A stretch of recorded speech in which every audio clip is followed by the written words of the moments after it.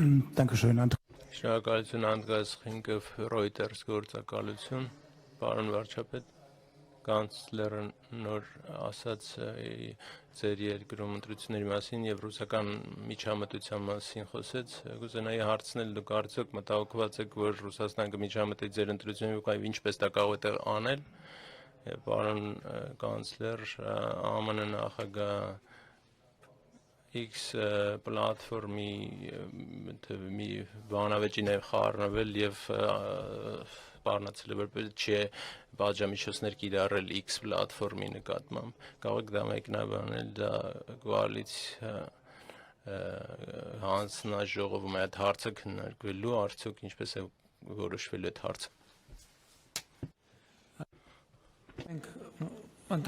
2021 թվականին նույնպես Հայաստանում ընտրություններ ունեցել ենք շատ ծանր պայմաններում, յետպատերազմական իրավիճակում, երբ շատ մեծ էր նաև դեզինֆորմացիայի հոսքերը եւ այդպես շարունակ, եւ մենք միշտ դրանից առաջ էլ դրանից հետո էլ մի գործիք ունենք, որի վրա հույս ենք դնում, եւ այդ գործիքը ժողովրդի հետ ակտիվ երկխոսությունն է, մեր գաղափարները, մեր քայլերը, մեր ծրագրերը ակտիվ ներկայացնելը, որպեսզի Հայաստանի Հանրապետության քաղաքացիները ուղիղ մեզնից լսեն, թե մենք ինչ ենք անում եւ ինչի համար ենք անում, որովհետեւ մեր տարածաշրջանը եւ մեր երկիրը իսկապես պատմական փոփոխությունների մի ժամանակաշրջանում է եւ այդ փոփոխությունները իրոք շատ խորը պատմական կոնտեքստ ունեն, երբեմն բոլոր նրբությունները եւ առանձնահատկությունները չէ, որ տեսանելի են առաջին հայացքից եւ հեշտ ընկալելի եւ այդ առումով մենք բոլոր տեղեկատվական եւ այլ կարգի սպառնալիքների հանդիման առաջին գործիքը համարում ենք ժողովրդավարական դիմադրողականության բարձրացումը, իսկ դրա համար մենք մի հուսալի միջոց գիտենք, դա մեր ժողովրդի հետ ակտիվ երկխոսությունն է, ակտիվ խոսակցությունը, ակտիվ շփումը եւ զանգվածային լրատվության միջոցներով եւ սոցիալական ցանցերով եւ նաեւ անմիջական շփումներով, որը մենք բարբերաբար ունենում ենք մեր ժողովրդի հետ եւ իհարկե առաջիկա շրջանում այդ նույն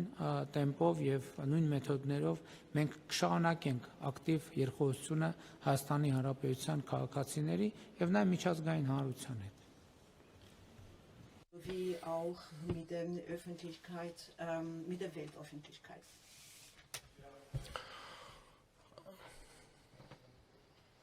Այո, ես լսել եմ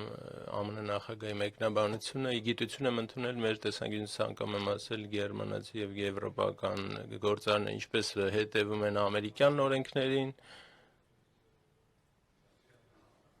որոշակի շատ ահռելի ուրեմն բաժամիջոցների կարող են ենթարկվել այդպես էլ ամերիկյան ընկերությունները պետք է ենթարկվեն եվրոպական օրենքներին եւ Գերմանիայում եւ Եվրամիջիայում էլ կան բաժամիջոցների հնարավորություններ դա իրավական պետության մի մասն է Եվրամիջիան պես միության իրավական գործընթացի կարգերի ուրեմն բաղադրիչն է եւ դա վերաբերում է բոլոր ընկերություններին հավասար չափով Կոալիցիոն համաձայնագիրը վաղը իհարկե մենք քննարկում ենք սկզբում եւ որոշումներ ենք կայացնում եւ հինգշաբթի օրը այդ որոշման մասին մենք կտեղեկացնենք Շնորհակալություն սրտանց